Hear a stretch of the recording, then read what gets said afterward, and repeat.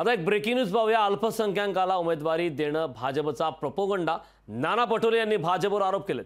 नसीम खान यांच्याबाबत खरगेंकडे भूमिका स्पष्ट असं नाना पटोले यांनी म्हटलंय। या संदर्भात नाना पटोले यांच्याशी बातचीत केली आमचे प्रतिनिधी विनोद राठोड यांनी। पाहूया। आपल्यासोबत बातचीत करण्यासाठी महाराष्ट्राचे प्रदेश काँग्रेसचे अध्यक्ष नाना पटोलेजी।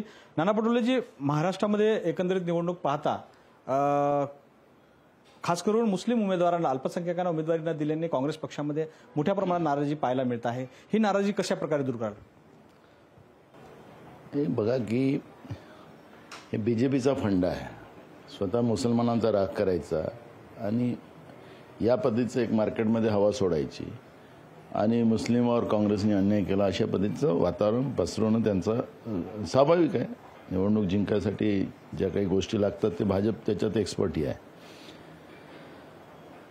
आम्ही राज्यसभेलाही सुद्धा इम्रान प्रताप गडीला इथून आपण पाठवलेलं आहे, तेही मुस्लिमच आहे। त्यामुळे मुस्लिम किंवा हिंदू असा भेदभाव काँग्रेसमध्ये केला जात नाही। जी काही स्थिती असेल त्या स्थितीमध्ये हायकमांडने जो निर्णय घेतलेला आहे त्याचं सगळ्यांनी समर्थन केलेलं आहे। राहिलं आमच्या नसीमभाईचं सुद्धा माझं काल बोलणं झालं। आज संध्याकाळी आमच्या वरिष्ठ नेत्यांशी आम्ही व्हर्च्युअल करून घेणार आहोत। त्यांच्याशी चर्चा, त्यांचं समाधानही त्याच्यामधून केलं जाईल आणि नसीमभाई सुद्धा काँग्रेस पक्षासाठी काम करतात। काँग्रेससाठी काही मुस्लिम किंवा हिंदू असा इसाई काही असा वाद नाही आहे। जी काही स्थिती आहे, कारण की आज आम्हाला जिंकणं महत्त्वाचं आहे। नरेंद्र मोदीसारख्या तानाशा सरकारला सत्तेतून बाहेर काढणं हाच आमचा त्याच्यामधला प्रमुख अजेंडा आहे आणि त्या अजेंड्याच्या खातीर ज्या काही सर्वेमध्ये जे काही रिपोर्ट आला असेल त्या आधारावर हायकमांडने हा निर्णय घेतला आहे। अवकाळी पावसामुळे एकही नेते त्या ठिकाणी फिरकताना पाहायला मिळत नाही। शेतकऱ्यांची दयनीय अवस्था आहे, आंब्याचे मोहर पडला आहे, घरं पडली आहे। अशा परिस्थितीमध्ये काँग्रेस पक्ष काय करणार?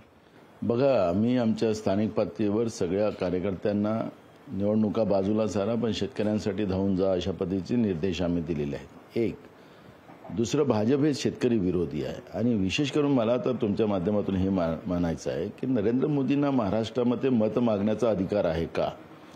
कारण गुजरातला कांद्या निर्यातची परवानगी तुम्ही दिलेली आहे, गुजरातमधून कांद्या चाललेला आहे, महाराष्ट्रालाच निर्यातीबंदी का लावली? याचं उत्तर त्यांनी द्यावं।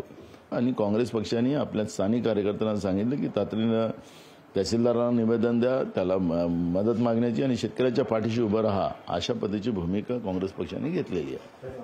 व्हिडिओ जर्नलिस्ट विनीतसह विनोद राठोड, लोकशाही मराठी, मुंबई।